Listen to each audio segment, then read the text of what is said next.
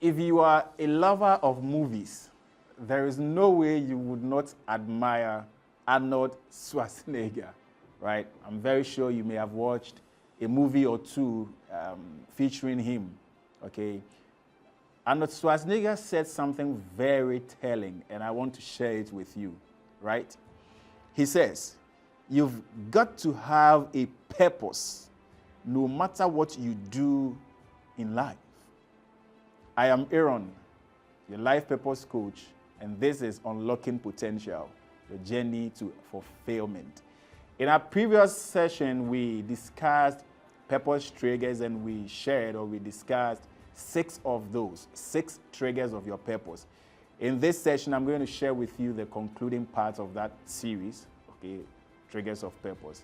Stick and stay. Trigger number 7, your attraction to certain achievers. Your attraction to certain achievers.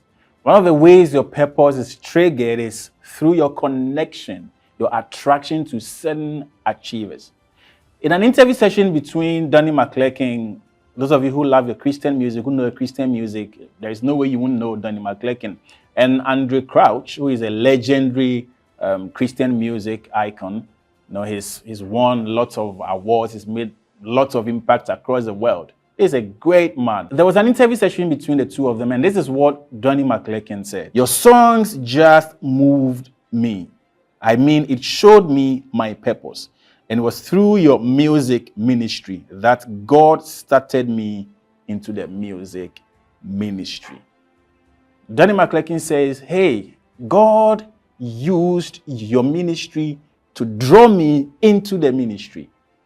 And every one of us has somebody who is an icon, somebody we look up to, somebody who inspires us. We love to listen to their stories. We would pay to attend their conferences. We buy their books. We read them. We talk highly of them. They mean so much. Sometimes we even daydream about them. God sometimes uses this as a way of drawing you into his purpose, where he has called you to be. Just like Donnie McClurkin was drawn to Andraé, you also may have somebody, be a journalist, a politician, and politician advisedly. Okay, I'm using that word advisedly. It could be anybody who is achieving something, who is doing something remarkable, and you feel so drawn to them. That is one of the ways your purpose can be triggered. The more you get close to them, you learn about them, God begins to show you your own purpose. Trigger number 8, ideas that linger in your heart. The world is ruled by ideas. Ideas are stronger than muscles. People who are deep thinkers, who are able to conceptualize things, they are the most dangerous people you can deal with. It's not about muscles. Okay, so ideas are very, very important. And the sad thing is that sometimes we downplay the power or the essence of ideas, the ideas God gives us. Everything we see today was once an idea. That magnificent architectural building you see there was once on paper. It was just an idea. Somebody sat down to put it forth, to conceptualize it, before it ever got to be on the ground, before anybody scratched the ground. So everything is first an idea. Your purpose is first an idea. God puts in you some ideas, some things you want to do. They keep coming. They are lingering. They don't go away. They just keep coming forth every now and then. That's one of the ways you can know what your purpose is. Ideas that linger in your heart. Trigger number 9, your topmost values. Your topmost values. Everyone has principles and practices that they hold very dear to their heart. Everybody has values. There is nobody who doesn't have a value. It could be a good value. It could be something that's not very well celebrated. However it is, you have values. And most importantly, those values that are good, that reflect good, that is geared towards a good, a worthy cause. It's one of the triggers God can use to direct you or to lead you to your purpose. Whether it's a personal one, whether it's a moral, it's a social value, whatever form of value that could be. It's one of the ways God can set you out towards that place he wants you to actually be. For some of you, your value has to do with the environment, environmental sustainability. I know people who are trekking all the time, riding bicycle, just so they can raise some awareness on the environment, and they need to conserve it. That's their value, and it has something to do with the purpose of God for their life. For some people, it's advocacy for justice, for certain, perhaps, minority group. Some people who are underprivileged or less privileged or underserved, people like that, they believe they also deserve a voice. Some broadcast journalists actually went into journalism because they said they want to use the microphone to amplify the voices of those who are not heard. So whatever the values are that you have, God put some of them in there. He gave you that kind of instinct, that kind of desire to see certain things as more important than other things. So your topmost values, there are a lot of values, but the topmost ones, let's say your top 3 values, they are an indicator of the purpose God has called you to serve. Trigger number 10, the deeds you advertise unwittingly. The deeds you advertise unwittingly. There are certain things that you do spontaneously, effortlessly. You do them, you don't even take thought of it yourself. You just do them. You are able to do them with some kind of, ability, capability. You are so good at it, and everybody around you can see it sometimes, and you yourself, you don't even see it as anything.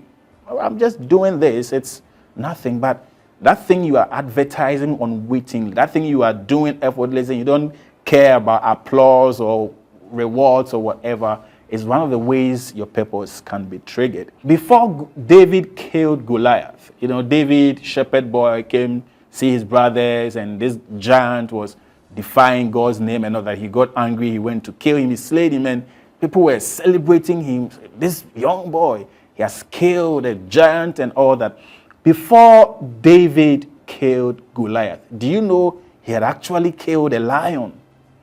I don't know which is more fierce, but he had advertised his instincts as a warrior, as a leader, way back in the wilderness. This is what he said to Saul, King Saul, in 1 Samuel verse 17, 34 and 35. And David said unto Saul, thy servant kept his father's sheep, and there came a lion and a bear, and took a lamb out of the flock. And I went after him, and smote him, and delivered out of its mouth. So this guy battled with bears and lions, and he slew them before ever he came to face Goliath. The same way, there is something you have been doing which you have not taken thought of. People around you may have seen it, and they know how good you can do this. Somebody may have told you, what, you are a good teacher. What, you are a good writer. You are so good at this kind of thing. God may be using them as a mouthpiece to show you where he's called you to be and your purpose. Trigger number 11, your childhood wonder. At this stage, I want you to try to call back, memories of old. When you were a child, how was it like? What did you fancy? What kind of profession did you like to dress like? How did you like to talk? Were you emulating certain people, certain professions, and all that? As a child, as innocent as you were, what were some of the things that appealed to you? What were your icons? Think about some of these things. This is what I call childhood wonder, the kind of things that mesmerized you. You wanted to be a pilot. You wanted to be this. Those kind of things are seeds of purpose God sowed in you. But do you know what? As we grow, sometimes the influences of family, peers, the hardships, the economy, and a whole lot of things, we lose that kind of memory, that kind of passion, and we change, we switch to other things. Is that okay? So your childhood wonder plays a role, and don't rubbish it. If there's a way you can recall how you, as a child, as much as you remember, or if you want to ask your parents, go ahead. Somebody who knows, go ahead and ask them. Your childhood wonder can be one of the ways God will trigger his purpose for your life. And that is exactly what happened with Oprah Winfrey. In one of the interview sessions, she mentioned that as a child, she had this dream to be paid to talk or to talk and be paid. She liked to talk in public. She would read the Bible when they go to church as a young girl. She just loved talking. And guess what? Today, Oprah Winfrey owns her own cable network or cable channel. Okay, she's talking for a living. She's talking to make impact, and she's impacting lots of people. So your childhood wonder has a way of triggering the purpose of God for your life. The final one, trigger number 12, your recurring dreams. The dreams that keep coming, they don't go away. You close your eyes, you blink, it is coming. You see yourself doing a certain thing, particular thing, a parting, okay, in different shades and forms, but you see that parting running through. Don't ignore them, because that's one of the ways God speaks to us. God speaks to us in various ways, and dreams are one of them. So if you're a dreamer like Joseph, you're always dreaming, you're always seeing something. You know, Joseph's brothers made fun of him. They called him the dreamer. When they see him, can see that dreamer. He's always dreaming. He's always saying something. Least did they know that God was actually prophesying or revealing his purpose to him. If they had paid attention and they had actually aligned and helped him, maybe they could have eased his path towards that purpose fulfillment. Okay, so the dreams you also have that keep recurring, that's an indicator. That's a trigger of your purpose. Pay attention to them. Pray to God about it and ask him for guidance as to how you can go about bringing those things to fruition.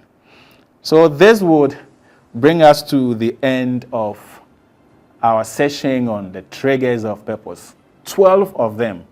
12 of them. And I know you definitely have one that probably, or two or more, that speak to you. Let me know about them.